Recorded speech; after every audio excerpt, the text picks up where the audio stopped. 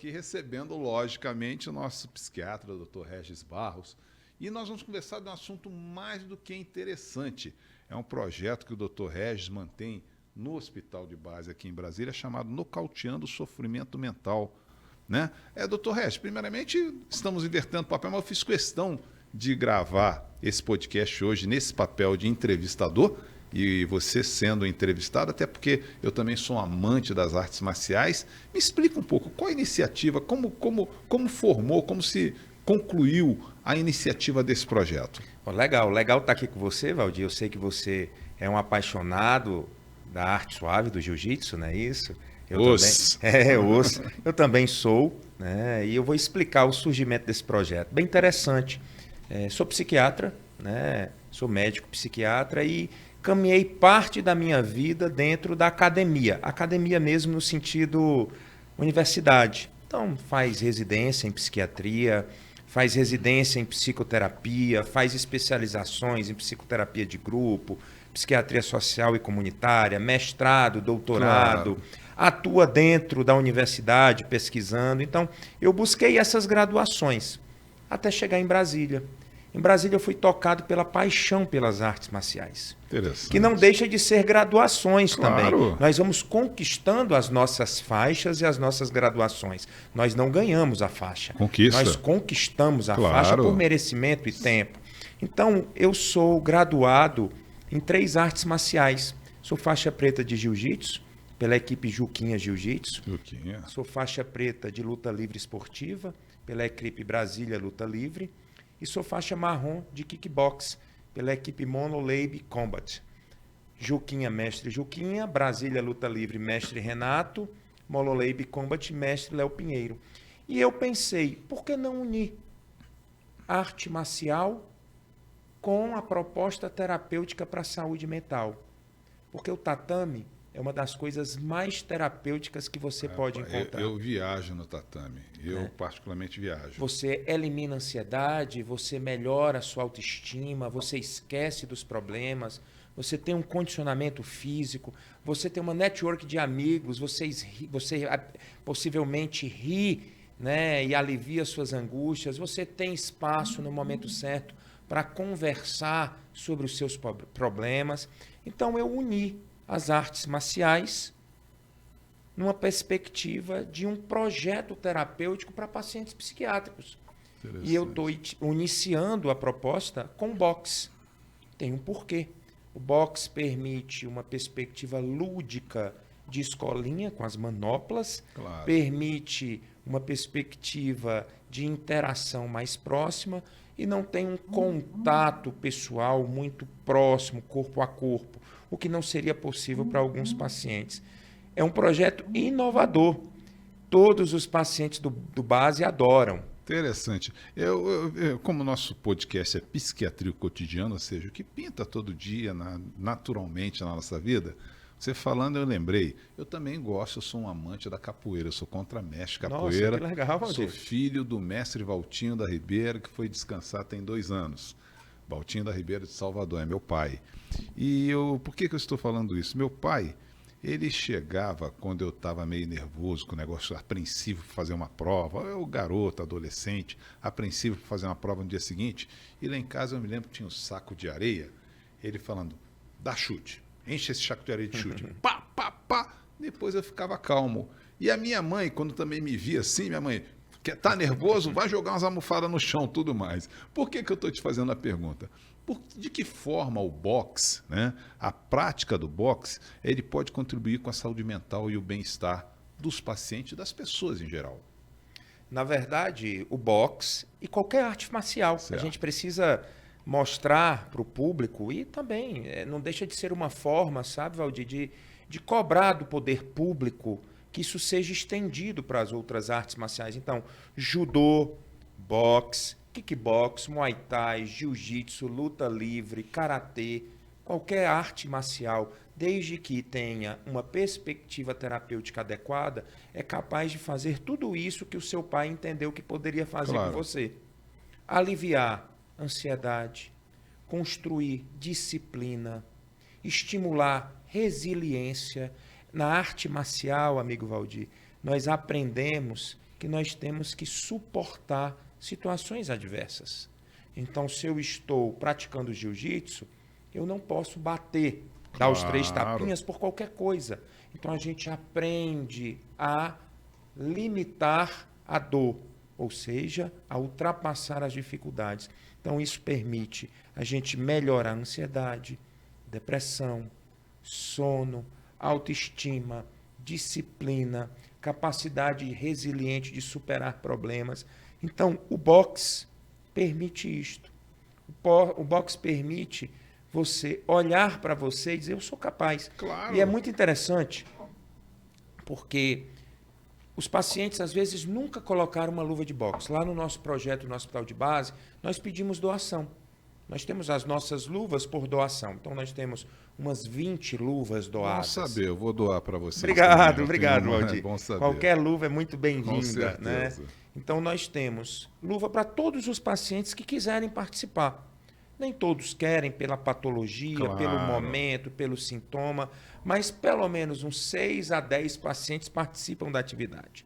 A atividade dura em torno de 30 a 40 minutos e você percebe um prazer, uma felicidade do paciente ao calçar a luva, ao se ver com luva de boxe. Talvez seja o mesmo prazer quando um paciente ou um praticante iniciante de artes marciais coloca o seu kimono, né? Aquela armadura, sim, como nós falamos. Então, o processo é um processo lúdico. Não é um processo de infight. Claro, é um processo para aprender os principais golpes. E dentro disso que você está colocando, eu estou lembrando que você falou do boxe, também vamos fazer a comparação com jiu-jitsu. Jiu-jitsu eu encaro muito como jogo de xadrez. Você pega, eu, por exemplo, meço 1,90 m de altura. Quantas vezes eu sou finalizado por menino pequeno, magrinho, tá? Por quê? Porque você vê aquela questão que não é a força, é o jeito. Então, isso é um benefício que traz para a pessoa. Agora, voltando aí ao seu projeto, esse projeto ele é aberto somente para as pessoas que estão com algum tratamento psiquiátrico ou aberto de uma forma geral? Eu me lembro que foi feito algumas matérias já. Rede Globo de Televisão, Record, G1, tudo já fizeram a matéria com o seu trabalho. Ele é aberto somente para os pacientes ou é aberto para o público em geral? Infelizmente, a gente não pode dar o passo maior do que a perna, claro, não é isso, Valdir? Então, inicialmente, nós fazemos um piloto no Hospital de Base com os pacientes internados na enfermaria de psiquiatria do Hospital de Base. E a gente pretende, né, ampliar. Né, ampliar no sentido de treinar pessoas, claro, treinar outros professores, de modo que não seja somente uma aula de boxe, seja uma aula de boxe com conhecimento em saúde mental. Então, a gente pretende ampliar para outros hospitais, a gente pretende ampliar para unidades de saúde da rede de saúde do Distrito Federal. Para tal, a gente precisa do apoio, né, das instâncias governamentais. E os outros hospitais, por exemplo, de rede privada, entrando em contato conosco, nós podemos construir um projeto que seja muito benéfico para os pacientes dessas unidades hospitalares e também para o próprio hospital e para quem vai aplicar a aula. Doutor Regis, o senhor como um médico, um cientista, me fale, há alguma evidência científica que comprove que o boxe ou a prática de alguma arte marcial ele é benéfico para o ser humano? Sem dúvida. Né? O tatame, Valdir, olha que eu milito na psiquiatria, né, há quase 25 anos. Né? Então eu já transitei por vários espaços terapêuticos e não terapêuticos. O tatame é um espaço extremamente terapêutico. Com certeza. É muito bacana. E a gente pensa que artes marciais é para sair na porrada, é para competir, é para submeter o outro. Não, não, não. A arte marcial é um encontro consigo, é uma possibilidade de você evoluir. Então, em nenhum momento a proposta é para você querer ganhar o mundo sendo um campeão mundial. Claro que se você tiver a arte e assim acontecer, a gente vai perceber e vai te encaminhar para outros caminhos. Eu acho que hoje a coisa está tão evoluída que muitas academias elas não estão sendo consideradas mais como academias, e sim como escola. Sim. Eu vou para uma escola de jiu-jitsu, então não uma vou escola para de lutas. Vou para uma escola de lutas, uma escola de boxe. E eu acho que é um termo muito mais afável, perfeito, né? Porque você pode selecionar as pessoas pelos seus objetivos. Então, vamos supor que nós tenhamos um paciente psiquiátrico, um advogado que tem um transtorno ansioso grave e ele precisa de um espaço de uma arte marcial, boxe, jiu-jitsu, luta livre, kickbox, para aliviar sua ansiedade. Ele faz uma aula segunda, quarta e sexta. Claro que ele quer trabalhar na quinta, na terça, na segunda, né? Ele quer trabalhar, então ele não vai ser submetido a uma dimensão de treino de um competidor. Ele vai entrar numa perspectiva lifestyle e tudo isso é muito bem-vindo, né? Mudou um pouco o paradigma. Quando nós tínhamos as artes marciais lá para a década de 80 e 90, mudou bastante, né? Onde aquela pegada era uma pegada mais intensa, mais competitiva. Sim. Portanto, mais brigona mesmo, mais agressiva, né? Mais de certa forma. Hoje não. Hoje você tem esse recorte. Então, eu sou competidor, então eu treino como competidor. Mas as pessoas vão procurar a arte marcial de uma perspectiva terapêutica para o seu bem-estar. E ela se encaixa muito bem. Então, quando tu me pergunta se tem evidências, as evidências são diversas. Eu acho, inclusive, que é muito pouco utilizado dentro dos centros de saúde e dos centros de pesquisa em saúde, as artes marciais como essa proposta. Com todo respeito à panaceia farmacológica que eu prescrevo, com todo respeito às perspectivas psicoterápicas que eu faço e indico, indicar uma arte marcial e ver o benefício com uma arte marcial é muito bacana. Muito legal. É muito bacana. É isso aí. Vou pedir só licença um pouquinho. Ô, Carlos, não sei se eu vou falar na geral ou na minha. O que eu quero pedir para você? Aproveite que você está nos assistindo, nos siga nas redes sociais, se inscreva no nosso canal do YouTube. Aqui, isso. Se inscreva no nosso canal do YouTube. Estamos aí lançando essa semana o nosso canal do TikTok também, Regis. Entendeu?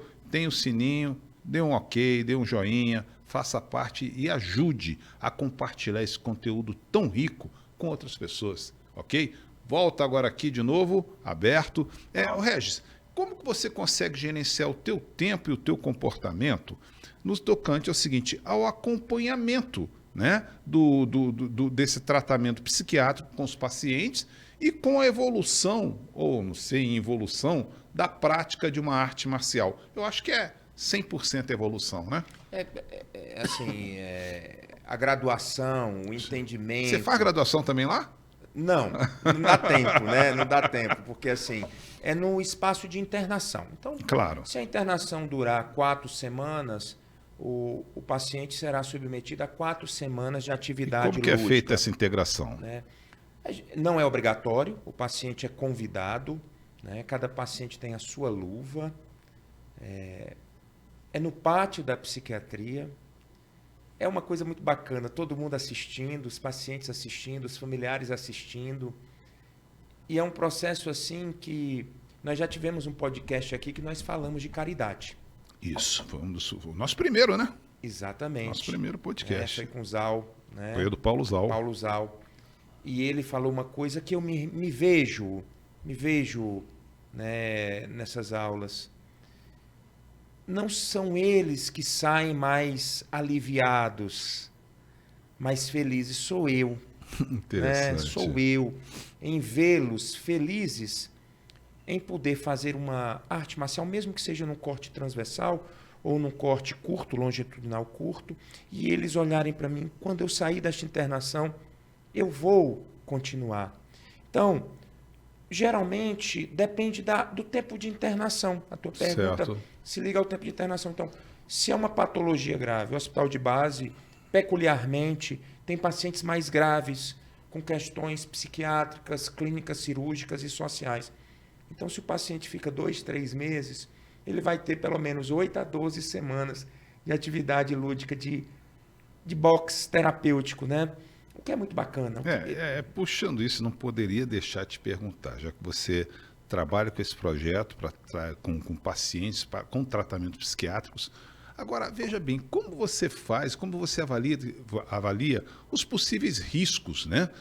Tanto dessa prática, os riscos físicos e emocionais para quem está praticando. Não tem risco. Não tem. É desprovido de risco, entenda. Aquele lutador, vamos usar uma população não psiquiátrica ou não. Sim. Aquele lutador que sai às vias de fato com outra pessoa na rua ou em um ambiente, né, não apropriado, isso não é uma questão da arte marcial, é uma questão da pessoa. Essa pessoa não nasceu para a arte marcial. O verdadeiro preta, o verdadeiro professor, o verdadeiro sensei precisa explicar que as coisas na vida não são resolvidas assim. Claro. Não podem ser resolvidas assim. Que nós não podemos usar artes marciais para inadequações comportamentais. Então não há risco nenhum. Porque dentro da proposta terapêutica da arte marcial e de um tatame exemplar, a disciplina, a respeito, a fraternidade, a união. Isso é colocado logo no início do tratamento. A gente tem ditado popular, é muito rico em psicanálise, eu sempre cito aqui nos podcasts. Então tem um ditado popular que a gente usa muito, você pratica também jiu-jitsu, você frequenta tatames. Tem um ditado popular do tatame que é muito bacana, que é assim: o nó cego, o orelha seca, aqui não se cria. Em outras palavras, aquele que vem com agressividade, com desrespeito, com falta de marcialidade, essa palavra é muito poderosa, não vai ficar aqui. Não é bem-vindo. Para você ter uma ideia, o tatame que eu treino, mando aqui um grande abraço para o mestre Paulão, da Gracie Barra, lá proíbe até de falar palavras de baixo calão. Quer falar, fica fora da escola, fora do tatame. Palavras de baixo calão. O Pedro Paulo, ele pede para que as pessoas escovem o dente antes de começar a prática do jiu-jitsu, que é uma prática de junção, de contato. Ele pede para as pessoas escovarem os dentes. Respeite o menos graduado. Ensine o menos graduado. Eu tenho como treinar de forma intensa, com volume, sem machucar. Claro que é um esporte de contato, acidentes podem acontecer, mas sem machucar o meu colega de treino, ensinando ele e aprendendo com ele. Então, essa perspectiva acontece também no nosso boxe terapêutico. Não tem risco nenhum. Não tem risco nenhum. Nós fazemos atividade com pacientes com os mais diversos diagnósticos. Ansiedade, depressão grave, transtorno afetivo bipolar grave, em mania, transtornos psicóticos, usuários de substância, e aquilo é fantástico de se ver. Se põe, mesmo com sintomas agudos da doença, quando a luva é calçada e eu olho e digo, olhe para o professor, para o doutor e para o professor. Respeite o meu comando, não é o seu comando. Todos me respeitam. Todos respeitam o colega. Não há, nesse período que o projeto existe, não há nenhum evento que eu possa te citar que fugiu do meu controle. Interessante. Agora, se fosse em ambientes não psiquiátricos, entre aspas, talvez algum orelha seca ou nó cego já teria me dado trabalho. Regis, esse projeto seu tem alguma ajuda do governo? Nenhuma ajuda. A ajuda vem das doações, que são muito discretas. A gente pede as luvas quando as luvas estão desgastadas. Então, são doações. E como precisa-se de muito pouco, às vezes, nesse começo, amigo Valdir, eu até me esquivei de pedir ajudas governamentais.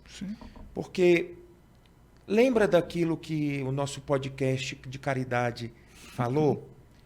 Caridade é uma coisa interna, que quem ganha é o caridoso, sobretudo. Quando a gente envolve pessoas que querem utilizar aquilo como uma ferramenta de publicidade, nós acabamos perdendo a essência e acabamos perdendo o fio da meada.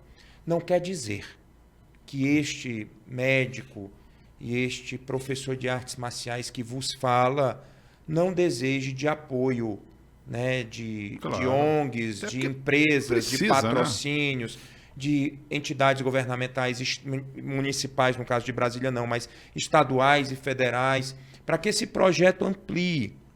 Seria muito belo, Valdir, se a gente pudesse, em toda escola pública do Brasil, né, ter um projeto de lei que nasça, que toda escola pública do Brasil tenha arte marcial, com um professor formado, graduado em educação física, e que aquilo seja um elemento de mudança social para aqueles jovens. No início do nosso podcast, você colocou como que começou esse projeto, né?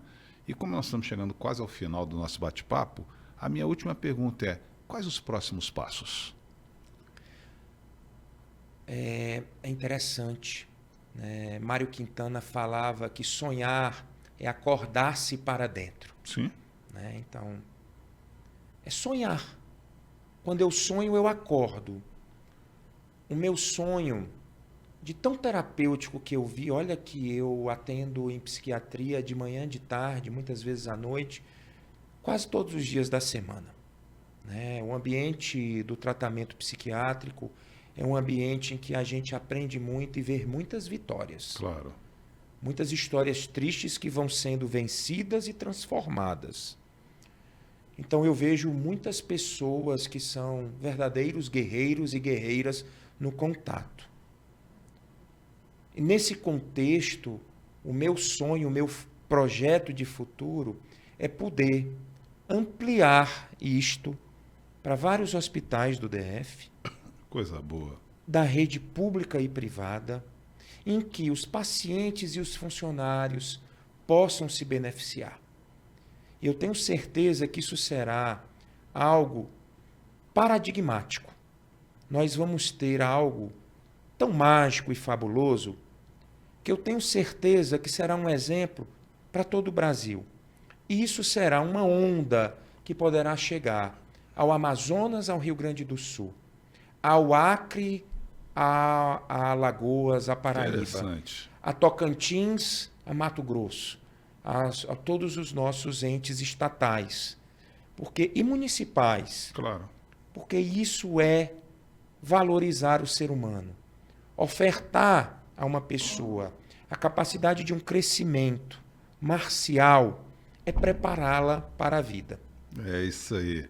Regis Barros, mais uma vez uma grande satisfação em você me permitir fazer parte desse podcast Cotidiano e a Psiquiatria, né? E estaremos de volta. Quando sentir, quando acenar, eu estarei aqui. É só, Valdir, preciso de você. Estou aqui. E olhando para a minha câmera, eu queria mandar um abraço, né, carinhoso àqueles que fazem eu ter toda essa possibilidade técnica e marcial para aplicar o nosso projeto. Eu queria mandar um abraço e um beijo carinhoso ao mestre Juquinha, né, um ícone do jiu-jitsu mundial, nosso mestre da equipe Juquinha Jiu-Jitsu, ao mestre Renato Ferreira, nosso mestre da luta livre, da Brasília Luta Livre, um cara fantástico, um cara fabuloso, técnico, amigo, e o mestre Léo Pinheiro, nosso mestre de kickboxing, Muay Thai, do time da equipe Monolab Combat. Um cara também sensacional. E, portanto, se eu estou com essa energia para continuar, é por causa deles. Com certeza. E dos amigos e dos companheiros de equipe dessas 3 equipes. Isso aí. Te convido a fazer um treino conosco. A gente está namorando esse treininho já tem muito tempo. Vai ser de leve, mas pelo seu tamanho nós vamos ter que criar uma dificuldade com você. Vamos entrar no amasso. Agradecendo muito ao Regis Barra, nossa equipe técnica hoje capitaneada aí pelo Carlos Castro, mas agradecendo principalmente a você que está nos acompanhando. Estaremos de volta na semana que vem com mais uma edição do seu podcast Psiquiatria Cotidiano. Até a próxima.